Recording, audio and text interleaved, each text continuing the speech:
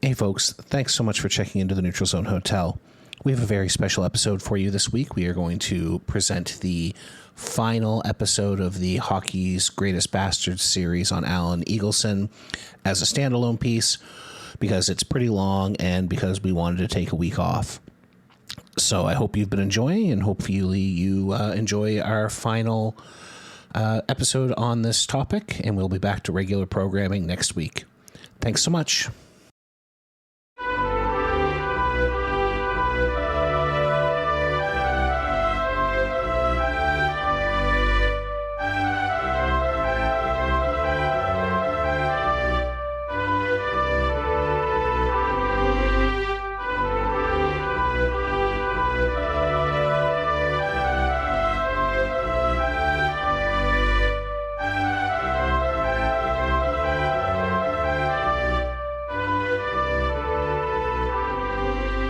Hey folks, thanks for joining us. We are talking about Alan Eagleson, Hockey's Greatest Bastard. I am joined by Madison. Hello. I'm joined by Emily. What's up? And of course, we've got SJ. Hello. I am always here. You are always here. Can't get rid of you, no matter how hard I try. I'm not trying at all. Not very hard at all. I'm not trying very hard at all. We're going to go back to talking about Alan Eagleson, but we are going to talk about how he stops having power. AKA Yay. Mike Mowbray, hero. The shoe wielder himself. No, and Mike Mowbray is not really the hero. He's just the first guy to see it. So slowly, NHL players were cluing into something being vastly wrong with their union's boss. In 1979, when Eagleson had pushed the players into accepting nothing in return for the NHL-WHA merger, one single member of the NHLPA's voting pool voted against the proposal. That was Mike Mowbray, the team rep for the Bruins, who cast the first ever vote against Eagleson in the NHLPA's history. Thanks, Mike. Gotta hand it to him. A lone vote of protest. This was around the same time that Eagleson's relationship with Bobby Orr was falling apart. Eagleson was extremely dismissive of Mowbray's attempt to remove him from ruling the NHLPA. He would note in his book, Mowbray came to me for contract assistance right after this, like it was his job or something. Mike Mowbray's primary method of convincing people was Eagleson should have to pick a horse. Sports management, the NHLPA, or Hockey Canada, and he should have to ride that horse only. He summed it up in a 1979 conversation with Russ Conway. At a bar in the Queen Elizabeth Hotel in Montreal, on an off day during the 1979 playoffs, Mowbray told Conway he was going to openly challenge Eagleson's union leadership. Why, he asked, was Eagleson allowed so many obvious conflicts of interest? He ran the players' union, but as an agent, he represented 150 NHL players. How could he represent the players properly when he needed approval from the owners to use players in a Canada Cup tournament? How could he represent players and at the same time represent coaches and general managers? Mowbray, Brad Park, and their allies wanted Eagleson to work solely for the NHLPA for a salary of $200,000 a year. The Bruins players decided to run a vote amongst the NHLPA's membership. They retained Price Waterhouse to run the ballot. The question was whether or not the players preferred a full-time director. 101 of 151 respondents did. But Eagleson claimed the vote was against the NHLPA Constitution. To which Mowbray replied, "What Constitution?" The Constitution did exist, but said nothing about this sort of vote. I'm not surprised they didn't know it existed. The Constitution is just what Eagleson said it was. Yeah, he was the Constitution. The Constitution, up and at this point, was actually the Major League Baseball PA Constitution, just with the names changed. Incredible. Amazing. Yep. He just literally copied it word for word. Outstanding. It's not like he ever, referenced it. You couldn't, copy-paste stuff back then either. So, the dedication to just literally type it exactly the same and not change anything. I would say what happened is that Alan Eagleson got a secretary to type it, and then he charged the players who retained him for it, and then he charged the NHLPA for it, and then somehow he charged Hockey Canada for it. That's probably the way he did it. That sounds right. That sounds right. Probably sent a bill to the Major League Baseball PA for like, you know, Consulting. for some reason. Yeah. Yeah. The player board voted against changing the rules, but only when Eagleson said, I'll retire by 1982.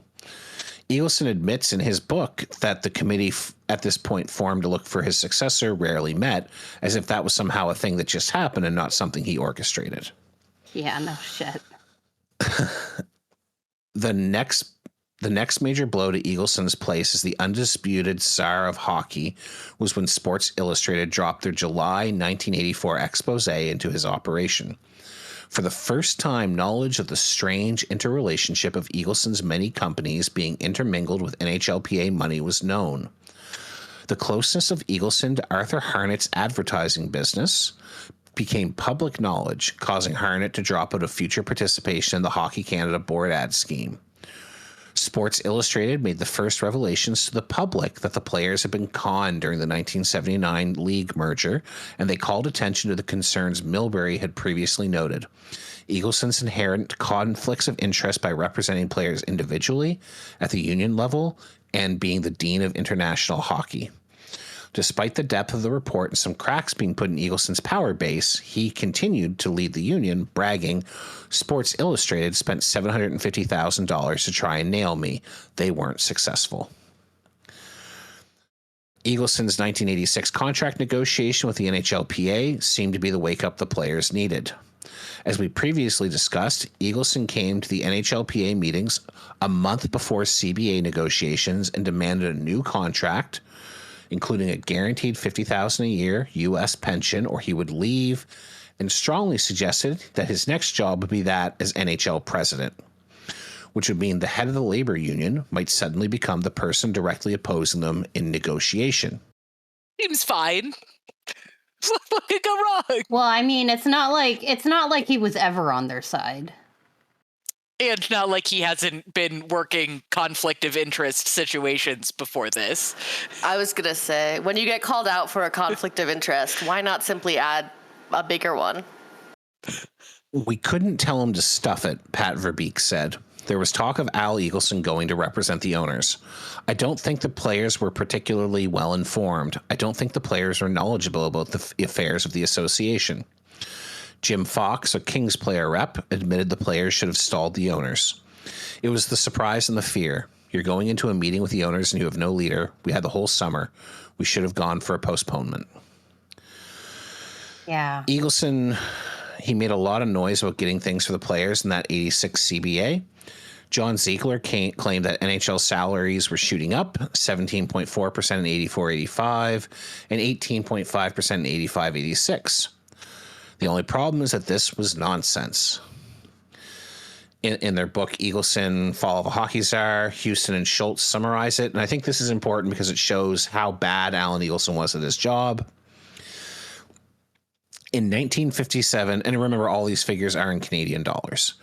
In 1957, the average annual salary in Major League Baseball was $20,000 US. In hockey, it was $8,000 Canadian. 40% of the baseball figure.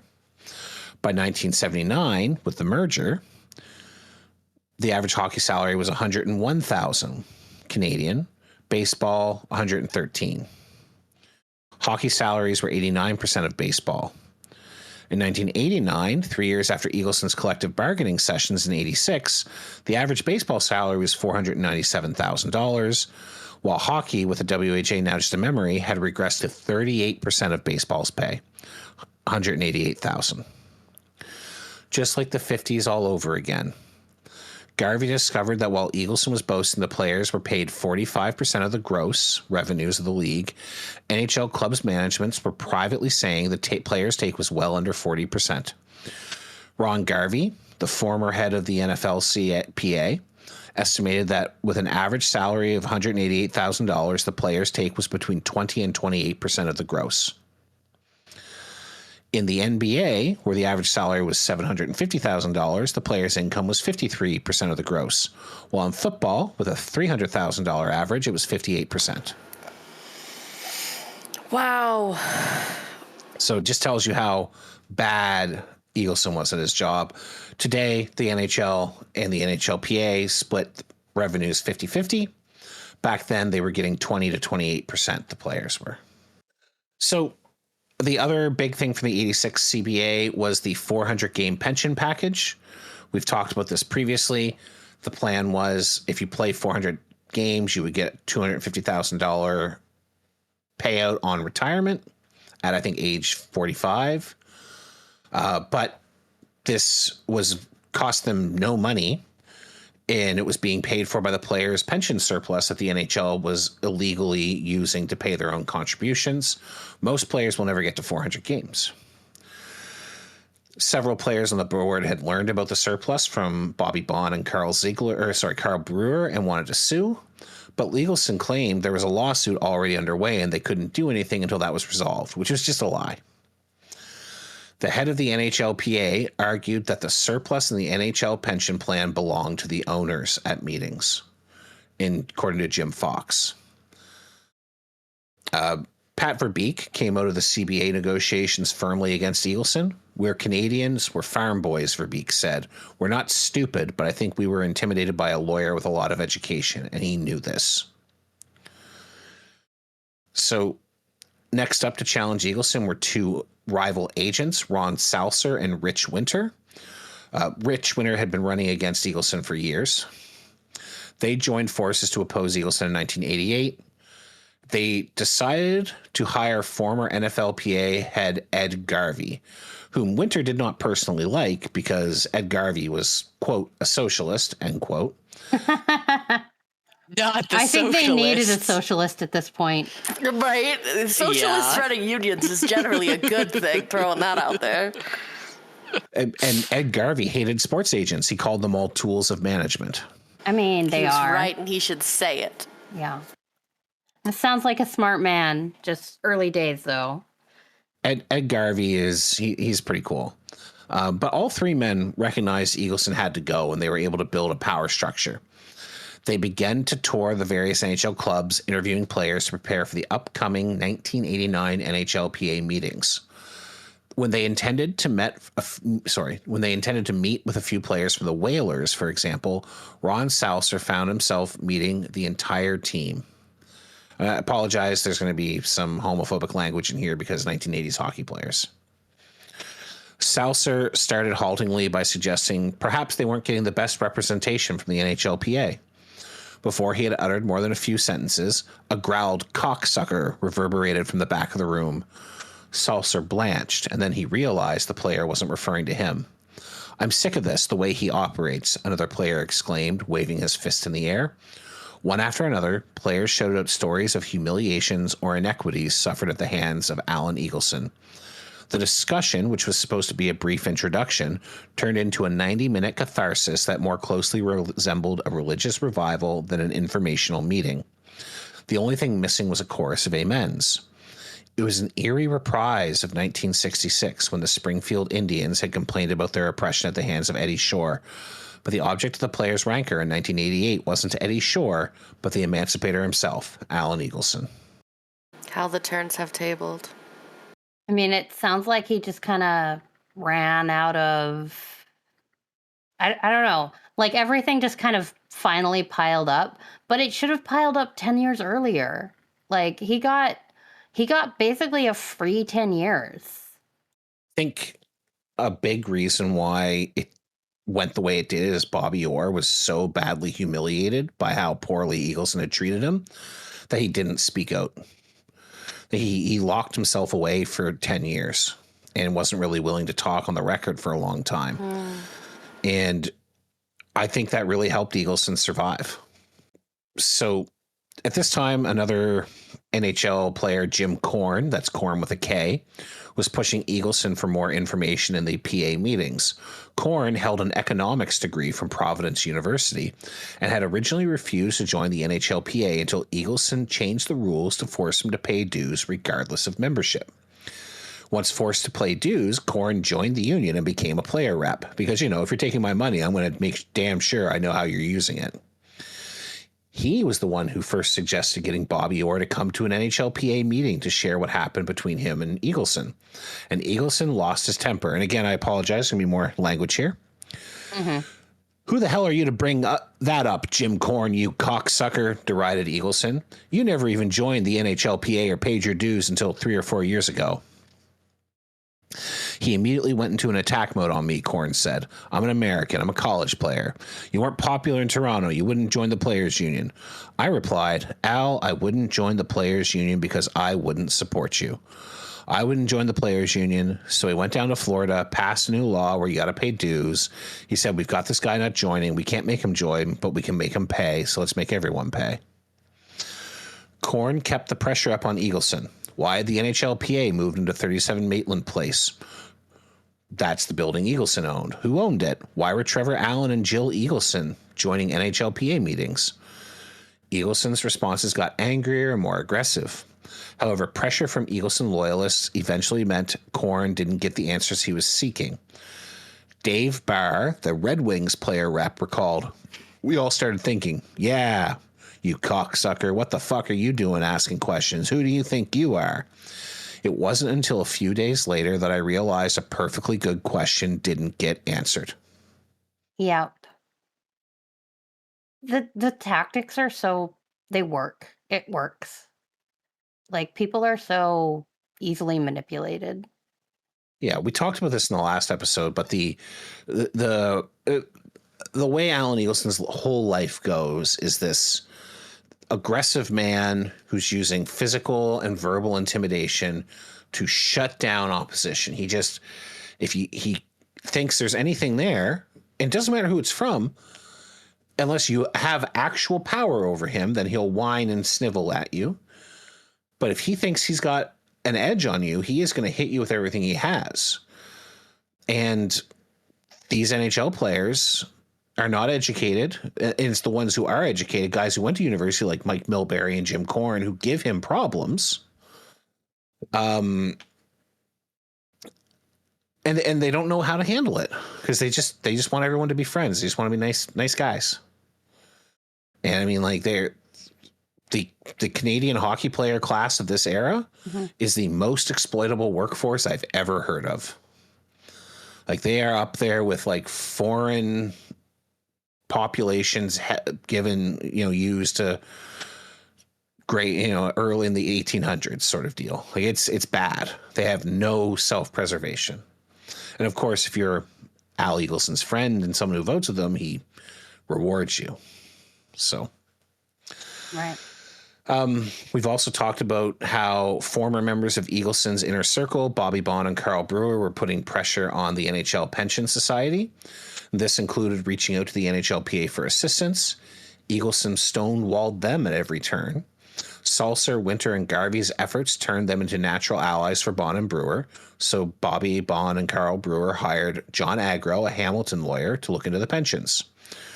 To press their concerns, Salser, Winter, and Garvey launched a newsletter called The Player's Voice. It was in simple, plain written text and probed the topics we've touched on: the pension plan, international hockey profits, Eagleson's close relationship with NHL management. The first issue was dedicated, quote, to those who have asked questions and been put down, to those who have been hurt because they couldn't go to court or have the NHLPA process a grievance, to Gordie Howe, who paid for 26 years and gets a pension of $875 Canadian a month, compared to Alan Eagleson's $50,000 US per year on retirement. That's beautiful. 175 players sent in a $100 retainer to the lawyers to join their action against Eagleson. The Player's Voice helped inspire Brewer to push ahead with their lawsuit against the NHL and NHL Pension Society and set the stage for the upcoming confrontation with the powerful head of the Players Union. So it's pretty obvious that at these player meetings that these two sides were going to butt heads. They were going to impact. Eagleson claimed he wasn't worried.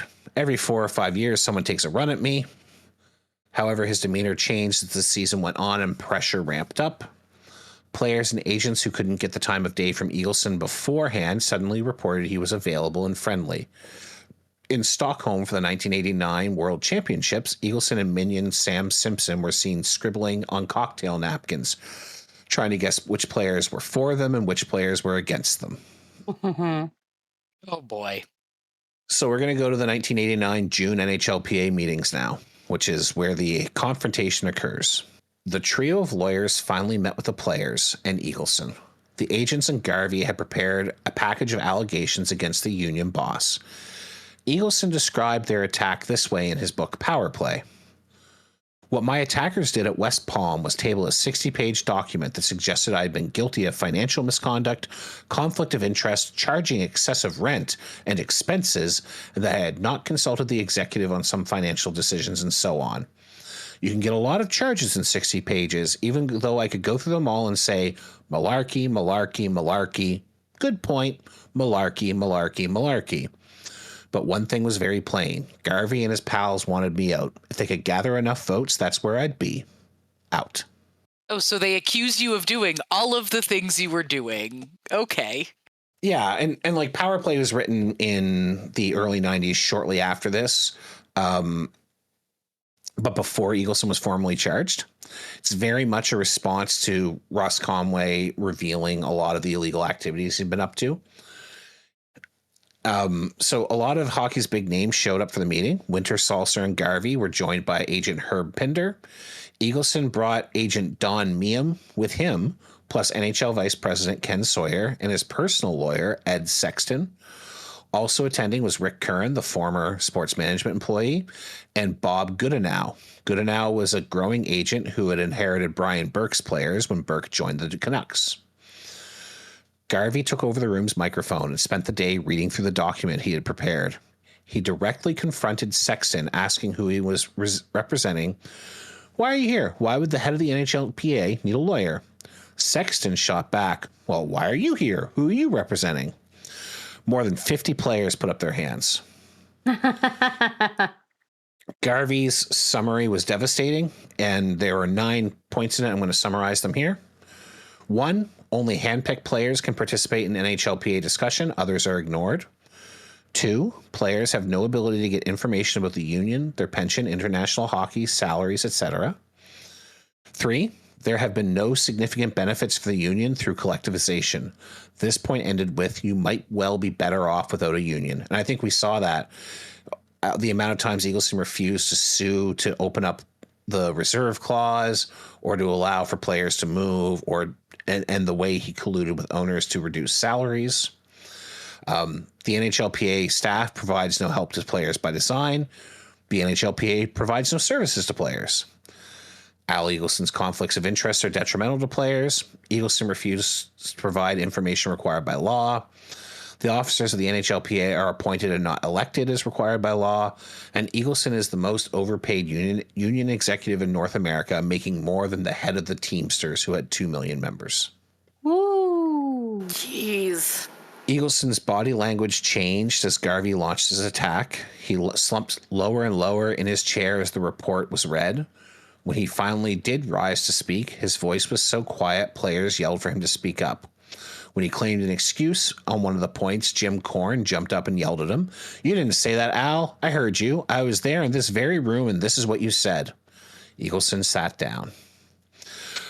Partway through the meeting, a badly hungover John Van Beesbrook showed up. He might have been hungover, but he was ready to fight Al Eagleson. He attacked on the players' pension, which had been woefully mismanaged by the NHL at the acquiescence of Alan Eagleson. His questioning was described as berating by Houston and Schultz, perhaps the first time someone had treated Al Eagleson the way that he had treated countless players over the previous 20 years. As the questioning continued, Eagleson and his cronies began to slip up. During a break in the meeting, Garvey overheard a comment about mortgages. The full extent of Eagleson's misuse of the so-called bonus pension pool was completely unknown at this point. When the meeting resumed, Garvey grabbed this point and ran with it, badgering Sam Simpson into admitting to more than $3 million of previously unreported loans. Ah. Well, the bonus pension pool, this is how they found out about it. They actually had a Perry Mason moment here, and they grabbed onto it and made them admit it. It's like television. Yeah, you could put this on TV. That's right, Leo. While asking Eagleson about the loans, Eagleson mentioned Howard Ungerman, John Agro, the lawyer for Brewer and Bond, recognized the name and told Garvey, who ramped up that pressure again. Eagleson admitted he made loans from the NHLPA to his law partner Howard on behalf of his father Irving, who was also a partner with Eagleson in many ventures, and that Eagleson Ungerman had been paid legal fees from NHLPA money. Mike Liat, an Eagleson stalwart, argued that the loans had returned money to the NHLPA, which, as we know, some of them did, but most of them didn't. Mm-hmm. But Garvey correctly noted, that's not the point. The point is the corruption. Yeah. Once the presentations were over, the discussions began. Winter screamed at Don Meehan and then Larry Latto, the NHLPA's American counsel, who had represented Eagleson when he twisted the board's arm for a new contract in '86. Meanwhile, retired player Daryl Sittler kept sneaking into the players' meetings to lobby for Al Eagleson. Nah. Oh, good. He eventually did get kicked out. Every player representative, the NHLPA president, and 6 of the 7 vice presidents had turned up for the meetings in Florida, except for one, Wayne Gretzky. Wayne. Always been that guy. Always going to be that guy. Gretzky, the ever-cautious politician, had chosen not to be there in person. So the result was Marty McSorley, who is player reps for the Kings, kept calling Gretzky to rally for him to vote to get rid of Eagleson. Meanwhile, Kevin Lowe, who was one of the vice presidents and a staunch Eagleson ally, was pushing Gretzky the other way. Gretzky was primarily concerned with not revealing who he supported. But by way of comparison, Mario Lemieux, who was neither a vice president nor a player rep, showed up for the first day of meetings but fell asleep partway through, and then skipped the vote to golf. Attaboy, Mario. I just thought that was funny. Herb Pinder, one of the other agents, had a conversation with Eagleson. They set off down a long tree-lined path, and Pinder said gently, "I'd like to see a happy ending here. Is there anything I can do to help improve the discussion between the parties?" Eagleson eagerly agreed that any help would improve things. "You're going to have to resign," Pinder told him bluntly. "No, I will not do that. I will not resign. I have to go back to Toronto as head of the association." Pinder then suggested that Eagleson propose a successor be hired, and that he instead stay on as a consulting role to the end of the contract. A tide of relief swept over Eagleson's face. He looked like a man trapped in a fire who has finally found an open door. He interrupted Pinder mid-sentence. "Herb, we are back at 1 o'clock. I better hurry. I'll go talk to my advisors." With that, he wheeled around and bolted back to the hotel at a dead run, leaving Pinder standing alone. "If you could believe all the times over the years where he has dicked me around," says Pinder today. "But I didn't feel vindicated. I felt sorry for the guy. Here is the Lone Ranger running back to his advisors. My emotions surprised me." It might surprise you that Eagleson remembered this encounter in his book a little differently. I bet he did. Shocking. Herb Pinder asked if he could meet with me. He suggested I resign as executive director and he would get Winter and Garvey and Salser to approve my continued involvement in international hockey. What an insult to my intelligence and my integrity. While he was talking to me as a friend, he was simultaneously counseling his player rep clients to vote against me. I said, "Herb, let's face facts. You are in this up to your ears on their side. How can you even suggest differently? From now on, I'm only talking to my friends and you aren't one of them." Right? Oh my God. Are you 7? Yeah. He never really had to experience emotional maturity in his life. Clearly. So the critical vote was the next day that would determine Eagleson's fate. After all the rallying, NHLPA President Brian Trottier counted the vote. Trottier and 6 of the 7 NHLPA vice presidents, Lanny McDonald, Bobby Smith, Doug Wilson, Mike Gartner, Mike Liat, Kevin Lowe, voted to support Eagleson, but just 9 of the 21 team reps joined them. There was one abstention. Can you guess who the abstention was? I'm guessing it was Wayne. Absolutely Wayne Gretzky. Remember when people were shocked when he crossed a picket line a few years ago? Or not a few years ago, a while ago. So I don't know. It's a news story. No one should have been shocked. No. He doesn't have a spine. Nope. It's impressive he played that much hockey without one. Yeah, that is impressive, physically. Yes, physically impressive. It's ironic because he did retire because of back problems. That it all makes sense. So this was enough for Eagleson. He won by a vote of 16-12. So, when you have 8 votes in your pocket, basically. Right. Eagleson was allowed to continue as head of the NHLPA as long as he agreed to a succession process and to have both his and the NHLPA's finances audited. Didn't he agree to a succession process like 10 years earlier and it didn't make a difference? This one sticks. And it sticks Okay. because at the same time that he agrees to the succession process, that's when the Ross Conway reporting starts. So Eagleson would be allowed to continue to represent the NHLPA with international hockey. The next steps would be determined at the July meeting of the NHLPA. So he went to work immediately in the official newsletter of the NHLPA goals. He would talk about the blue chip mortgages offered by the union to lenders. We've talked about those lies before. This despite the shock in the June meeting when Garvey made player aware of the loans. Meanwhile, he noted the July meeting was delayed until August, supposedly at the request of player rep Dave Barr. Dave Barr told Conway later that was untrue. I was pissed. Eagleson took the blame off himself and put it on me. This quick move got the players off base. He got his hands on the Price Waterhouse audit, as we talked about previously in advance, and put a summary saying that Price Waterhouse had cleared him in goals. We know that he was intentionally misinterpreting the report in his favor. He cajoled the players into a new vote of confidence, which he won 29-0 in August. He dedicated an entire chapter to this meeting in Power Play called Exoneration. So basically, he went to this meeting. He got totally freaking killed at this meeting. There was a ton of evidence. The players still voted to support him, and then he managed to delay everything until he had basically crushed their opposition a few months later. Yeah, basically Garvey was unavailable for the second date, and he knew it. So he basically made it so no one could show up other than the players, cajoled them into giving him a vote, but they still maintained that there needed to be a secession process. So the vote affirmed the secession process, and as a result, Bob Goodenow was selected as Eagleson's successor in 1990. And again, this is that when the Ross Conway stuff starts coming out, so they feel the pressure to actually select a successor. By 1991, he moved to take full control of the union, displacing Eagleson from CBA talks with the NHL. In 1992, the players for the first time voted to strike. By 1993, Eagleson was removed from all his roles, including as the NHLPA's international negotiator. It took 26 years, but the Eagle had finally fallen from the union. Dang. Yeah.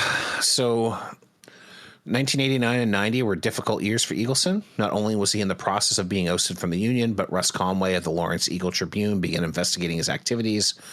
In a series of 5 deeply cutting articles, Conway uncovered Eagleson's board ad activities, pension compliance, and deeply investigated both the insurance and slush fund loans. And I think it's fair to say that if the reports hadn't started coming out in 89 and 90, that the succession process probably would have been pushed off as well. But this stuff really pushed people into the anti-Eagleson camp. These articles were later turned into the book Game Misconduct, which has been referenced and quoted extensively by me in this essay series. In addition, a legion of retired NHL players came together at the Ramada Inn in Toronto, as documented in the book Net Worth, and agreed to pursue legal action against the NHL, NHLPA, and the NHL Pension Society for millions of dollars of misappropriated funds. They would eventually win $40 million plus costs from the owners, which vastly improved player retirements. I kind of want to go back to think about this. Basically, if Conway had not been writing these articles, Eagleson would not have been forced to give up head of the PA. I mean, not at that time, yeah. And it's this is why independent newspapers are so important. It is stuff like this, and it is important to remember that that as an institution is being completely destroyed in North America at this time. Yep. Yeah, and intentionally, on Yeah. to be clear. It is a murder. It is a very deliberate murder by people exactly like Alan Eagleson, who are basically seeking to destroy our country. Yep. So Eagleson, as a reminder, the Lawrence Tribune, our Eagle Tribune articles were the runner-up for investigative journalism this year in the 1990 or 91 Pulitzers, I think. The 91 Pulitzers, I think, is what it was. Give me a second. The winner that year for investigative reporting was the Indianapolis Star. So this is definitely the fact that a sports report almost won a Pulitzer, I think, is pretty telling to the depth and the skill of the report.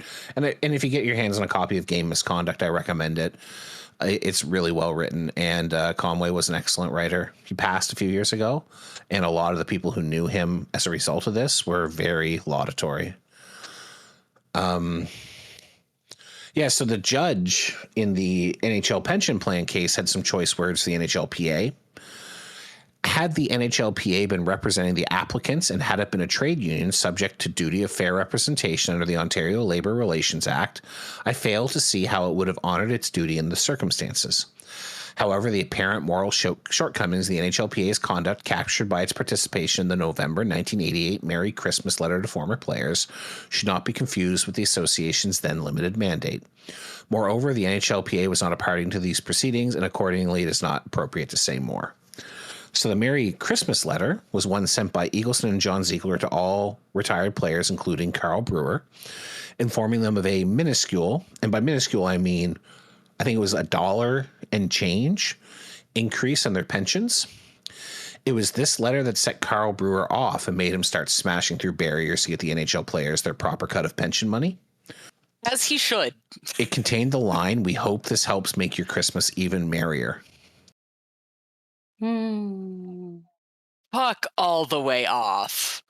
One wonders which letter Brewer found more infuriating, this letter or the one Alan Eagleson sent him in 1982, stripping him from his role as Jill Eagleson's godfather. That's so sick. What an insane legal document to draw up. Yeah, he stripped him of the role when Brewer kept talking about started talking about a few things. He fired him as Jill Eagleson's godfather. It's so funny. Oh my goodness. I don't think I've ever heard of that happening. Like, I feel like people just like ignore it if you have a bad relationship with a godparent at a certain point. Didn't know it was possible myself. So don't worry. I mean, I guess it's between you and God. I don't know if Eagleson CC'd him on the letter. Yeah. Mm-hmm. So don't worry, though. During this time, Eagleson was able to find new ways to provide for himself. So while he was... Oh, I wasn't worried. Oh, good. I was worried. So while he was still the NHLPA director, Eagleson accepted a commission from prospective NHL owner Peter Karmanos, the CEO of CompuWare. CompuWare's first foray of hockey was when they purchased the Sault Ste. Marie Greyhounds, complete with their star player, a guy you might have heard of named Eric Lindros. Yes. Karmanos hired former NHL goaltender Jim Rutherford to buy the Greyhounds, ending up paying $1 million in cash to Phil Esposito. But the people of the Sioux had right of first refusal and raised $1 million in 30 days to exercise this right. So they blocked Karmanos from buying the team. Karmanos instead smuggled Eric Lindros across the border to play for the CompuWare Detroit junior team in one of the precursor leagues to the USHL. While all this was happening, Karmanos was also investigating owning a professional team. He was rumored to be trying to get into a new rival league, hoping to use Lindros as his star player, but he was also willing to go to the NHL.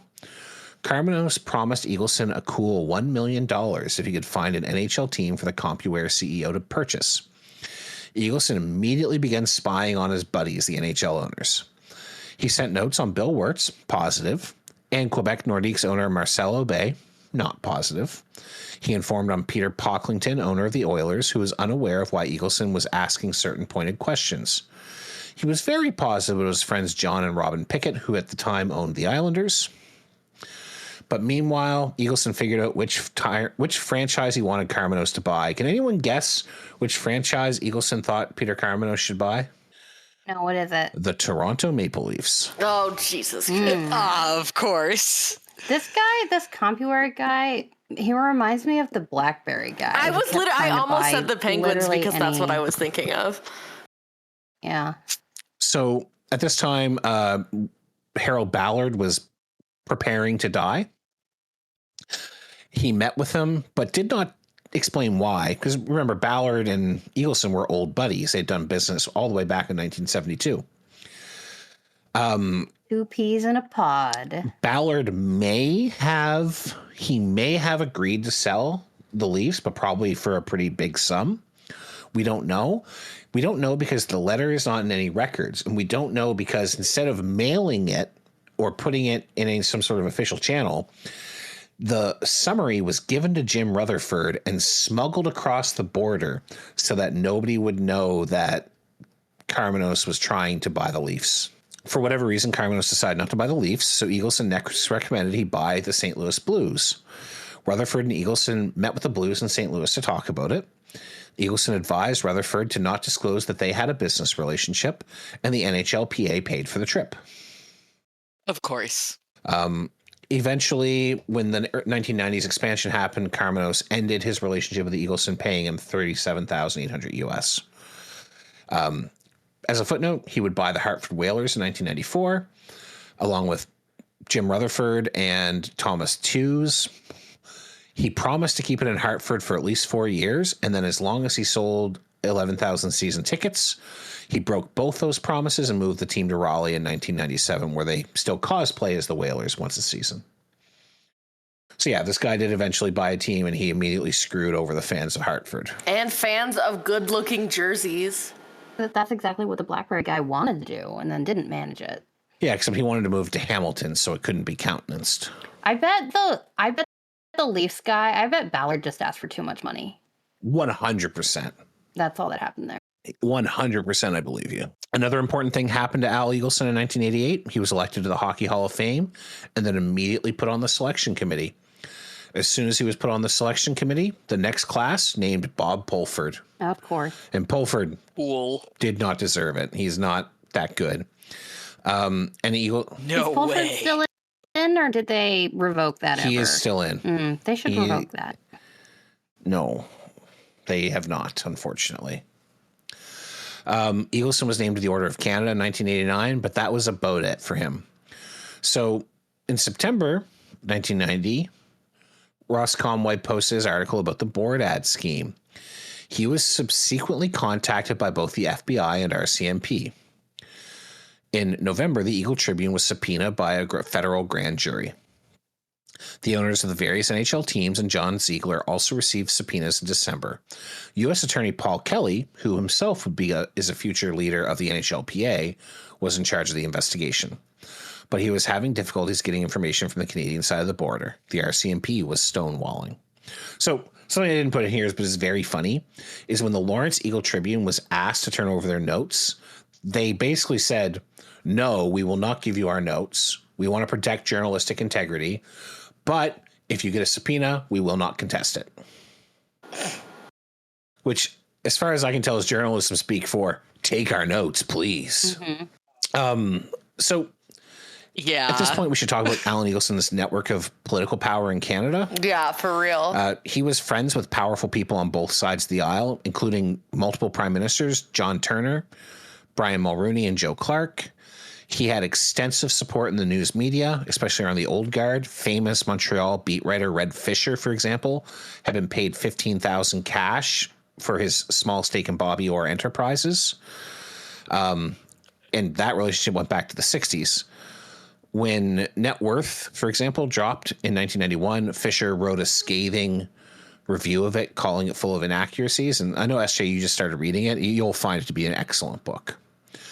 If Eagleson didn't like a journalist, he was absolutely brutal to the writer. He said to one writer, "Those stories you wrote were lies.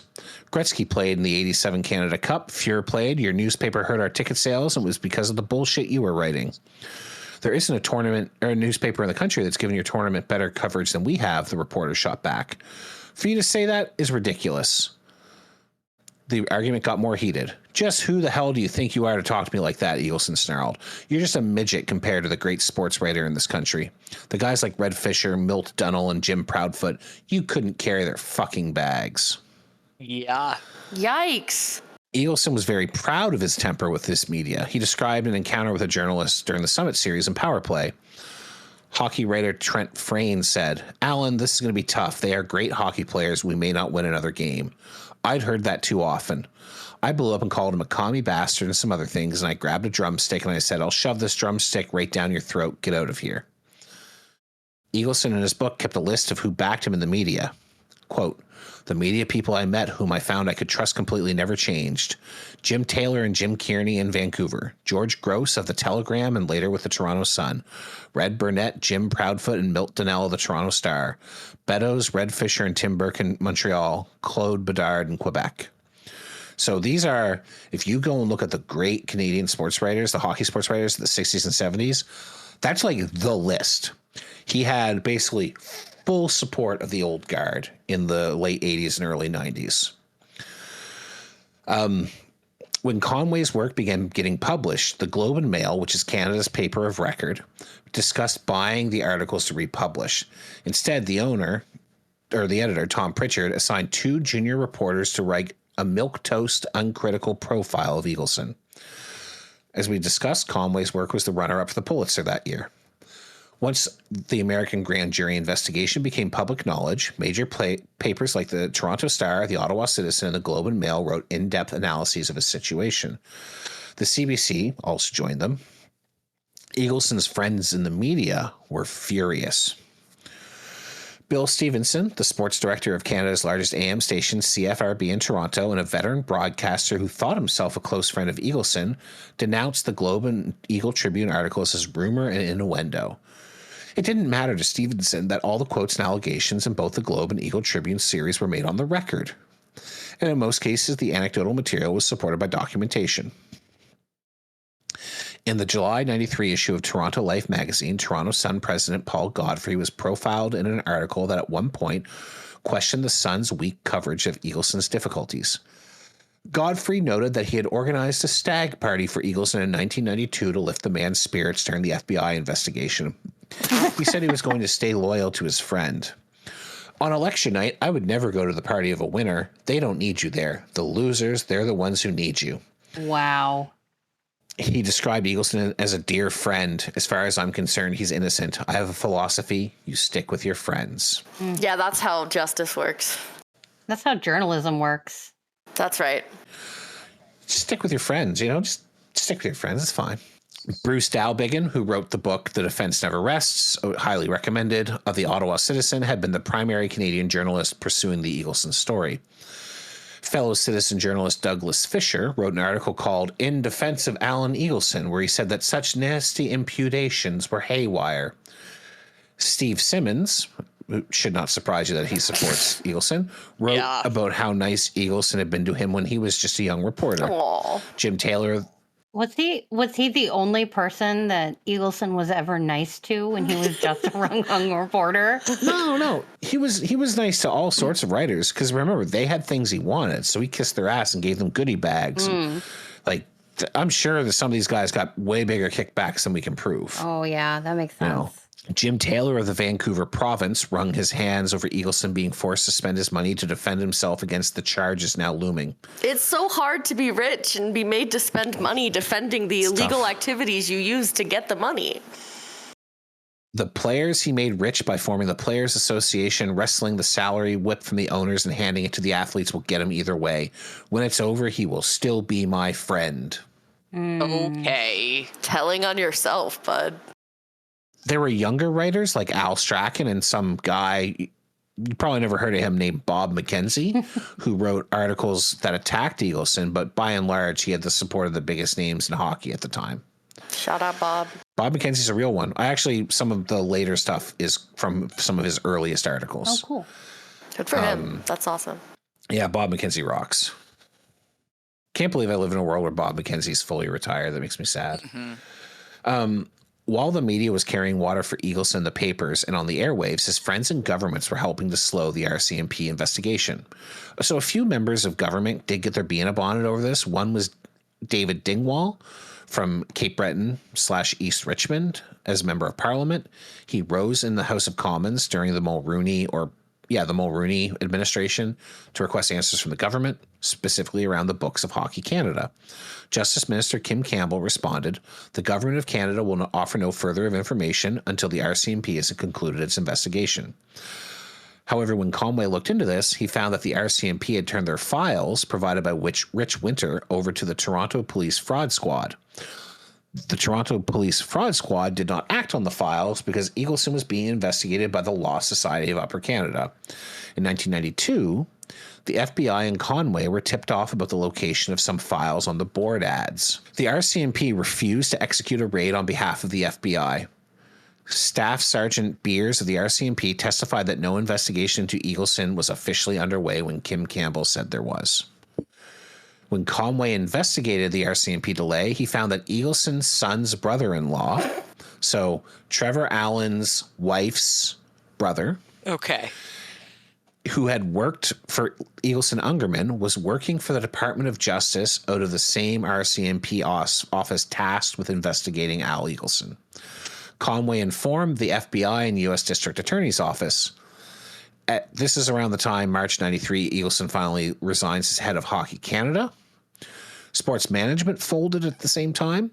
And finally, on March 3rd, 1994, Robert Alan Eagleson was indicted in federal court in Boston on charges of racketeering, mail fraud, obstruction of justice, receipt of kickbacks, and embezzlement of labor organization assets. Eagleson refused to report for the indictment, and in response, the U.S. Attorney added additional racketeering charges for shaking down Andre Savard and Mike Gillis for insurance money. Yep. In Parliament, it was now a Liberal government, and it was a member of the Reform Party asking questions of the Liberals about Hockey Canada, but the response was the same. No comment during the RCMP investigation. Eagleson was a progressive conservative by registration, but as we discussed, he had Liberal and conservative friends.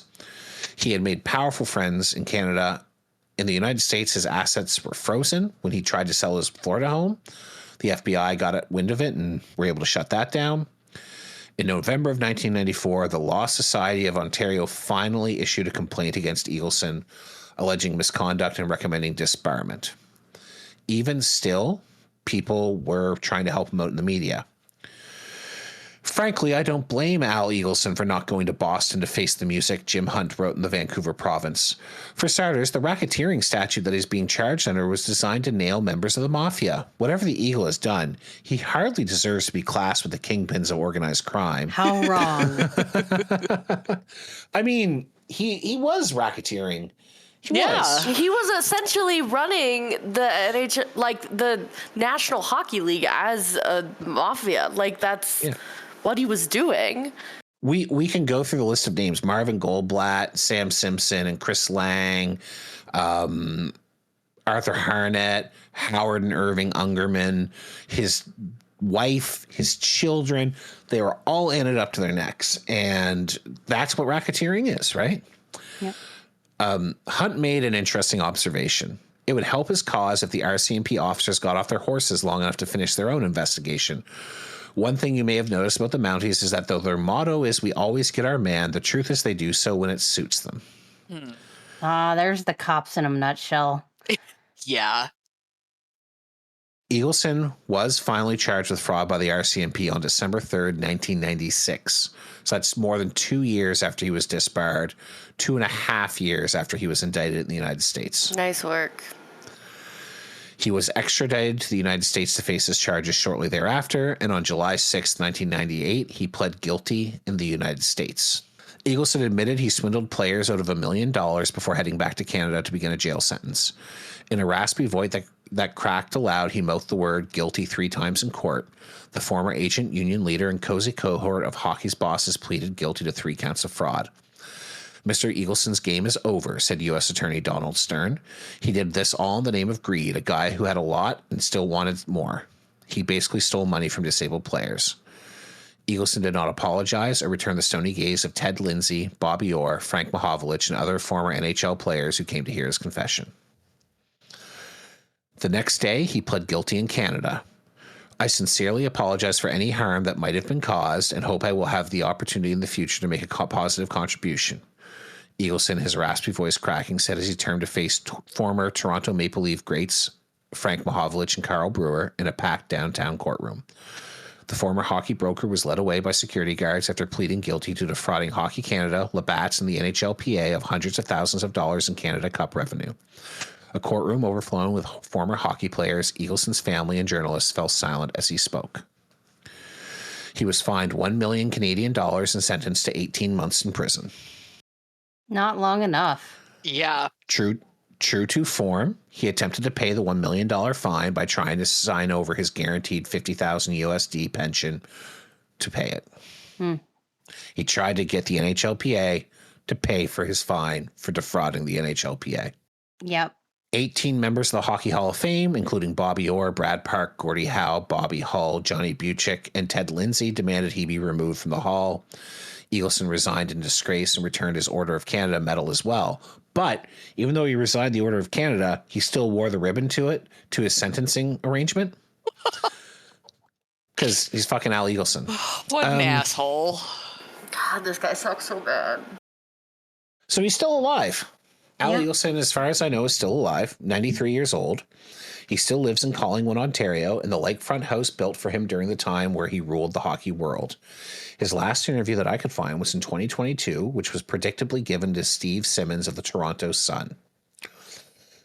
I can understand if people look at me as a pariah. You can call me whatever you want. I know the truth. Would I change anything? I don't think so. I'm very proud of what I accomplished here, and I don't think anyone else could have done it.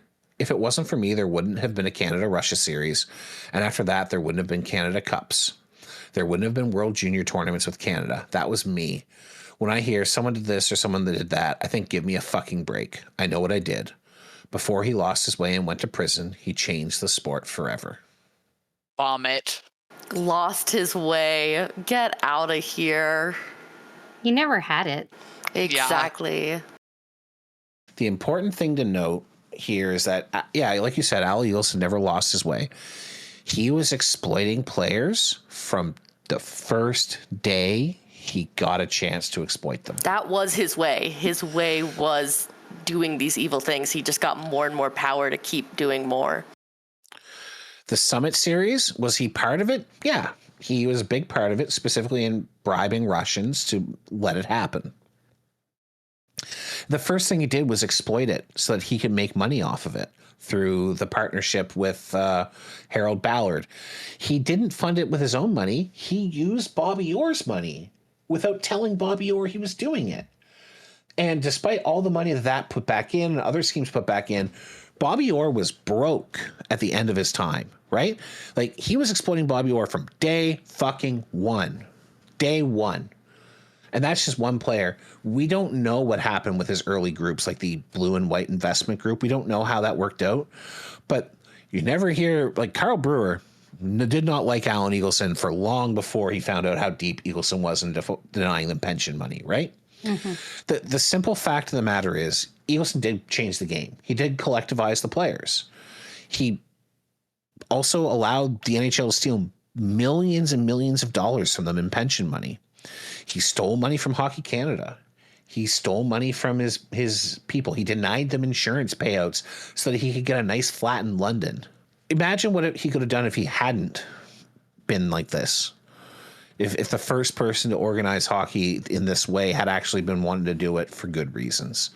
And that's the thing that really upsets me about it is you only get a chance to do this stuff first once. And he fucked up hockey agent management, he fucked up hockey union management, and he fucked up hockey international management. He turned all three of them into his own personal grift. Yeah. It's infuriating. And and it kind of set the tone for how these things even operate today.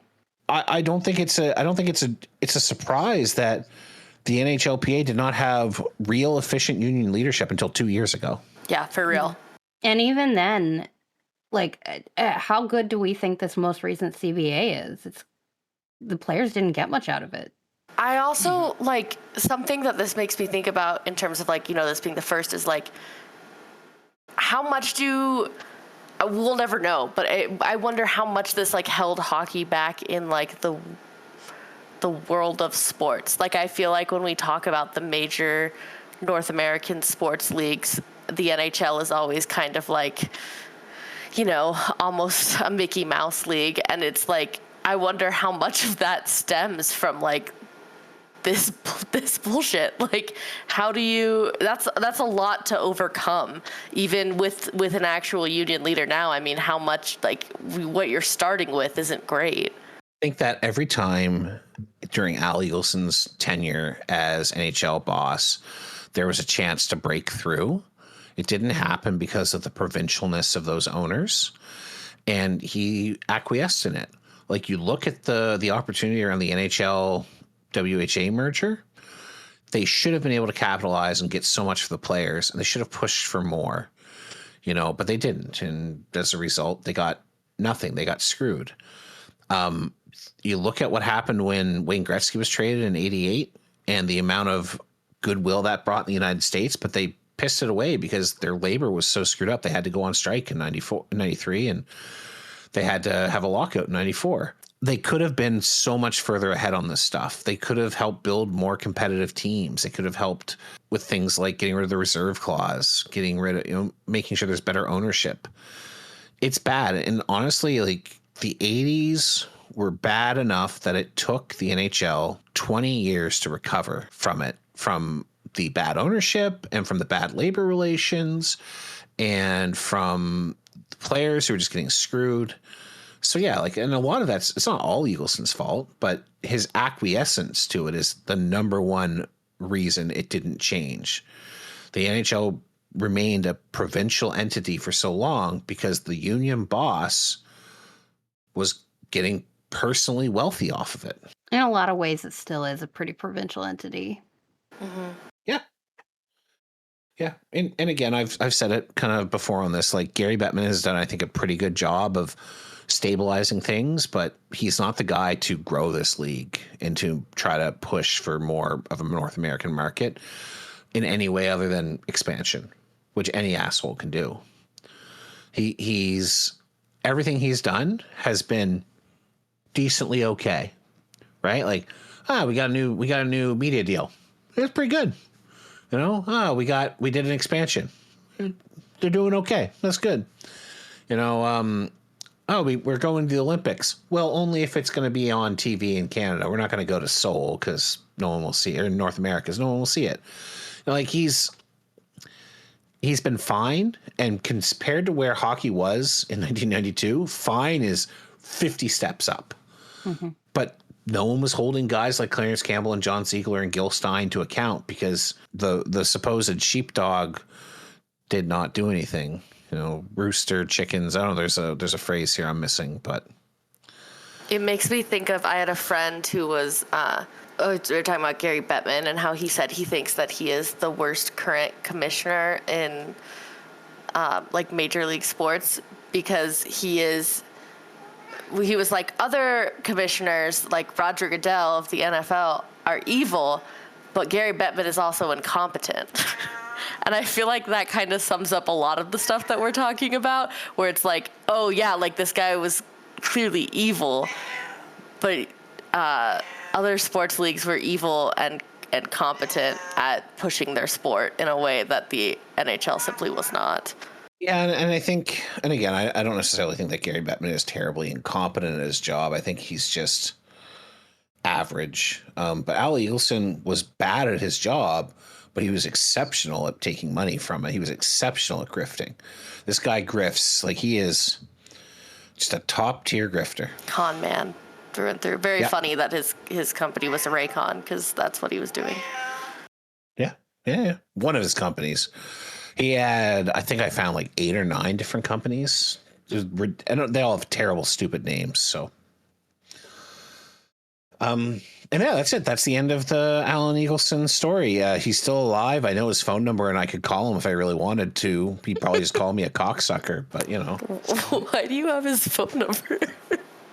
I looked it up. Oh, it's that easy to find? The Steve Simmons article references a portion of his phone number, and then when I looked it up on the White Pages website, it matched with what Simmons said and gave me an address that matched with a document I found when I ordered the corporate records of some of his companies. So I'm like, oh yeah, that's got to be where he still lives. But he's also 93, and I'm not going to call a guy 93 years old. I don't know if he's in good health. I don't know if he's like mentally there, you know? Mm-hmm. And like, I don't want to stress him out and give him a heart attack and kill him. I guess that'd be a lot to have on your conscience. Yeah, but he's still around. His wife's still around. His son, Trevor Allen's still around. Jill died of cancer a few years ago. And yeah, he hasn't been present in the game of hockey in any fashion. He was going to show up to the 72, the 30th anniversary thing in 2002, I think it was.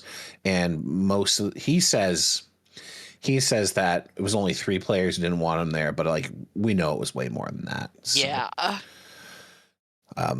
Yeah. He's the best part of this story is that he hasn't been able to grift anyone since the 90s. That's okay.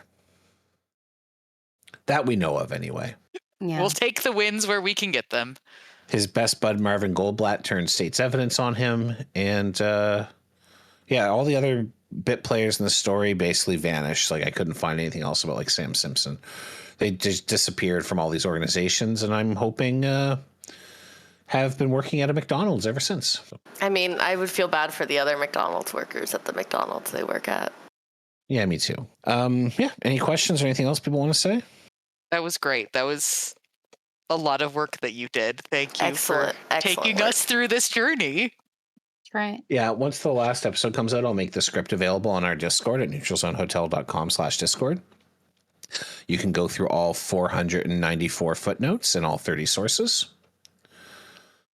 And yeah, I mean, this was a lot of fun to write, and I learned a lot, and I feel like we got a really good view on why hockey is so screwed up, or one of the reasons anyway. Like it's built on the whole cultural institution is built on rotten pillars. Yeah. Absolutely. All right, this has been the Neutral Zone Hotel, which is written, hosted, and produced by us, the Neutral Zone Hotel crew. You can find out more at neutralzonehotel.com, neutralzonehotel.com/Discord to join our Discord. If you're having a great time listening, you can thumbs up, 5 stars, whatever you need to do to say, hey, this was fun, I had a great time. You can follow us on social media at neutralzonehotel.bsky.social or on YouTube at Neutral Zone Hotel. We will see you next week, folks. Thanks so much.